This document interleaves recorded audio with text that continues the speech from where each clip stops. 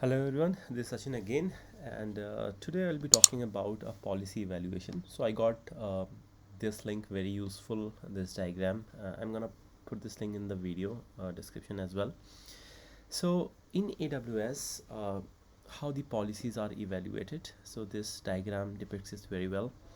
So from left to right, they are evaluated. You see on the bottom is if there is an explicit deny for any policy, of course that is denied. But if we go further, then the hierarchy says such a way that organization SCP, service control policies, if uh, if they are denied, then final decision is to deny. Nothing is evaluated further. If they are allowed, then next step is to check resource-based policy. So pretty much it goes from explicit deny to service control policy to resource-based policy, identity policies, permission boundary, and so on and so forth.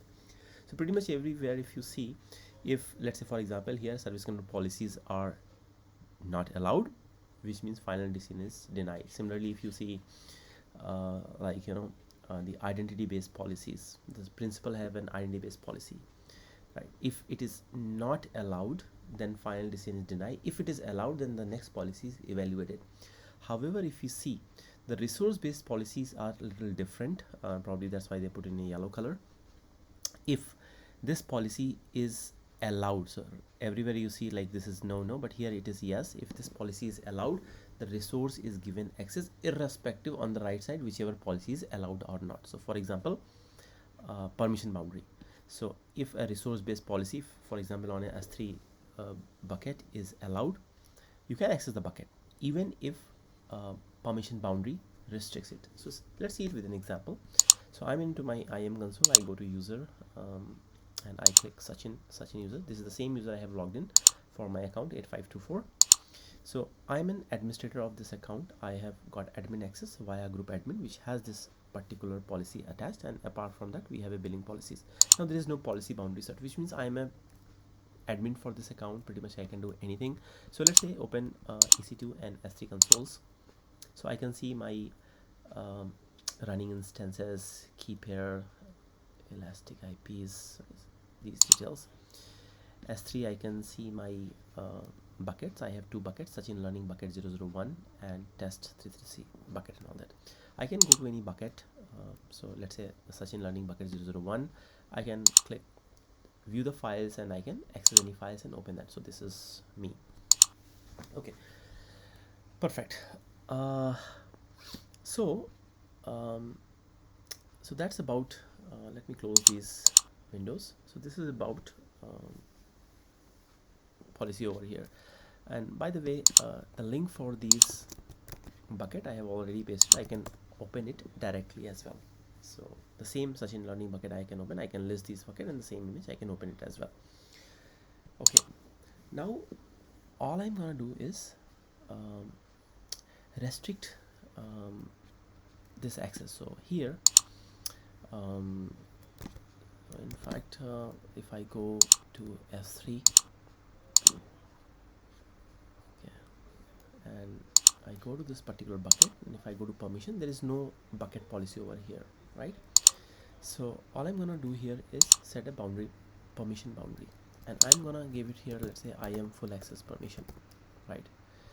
Okay, so why I want to give only IAM access permission? So which means the permission boundary says irrespective whatever policies you got it, even admin, whatever permission boundary is set, that's maximum you can do in this account. Which means now I have lost all my admin access. The only thing I can do is something to do with IAM.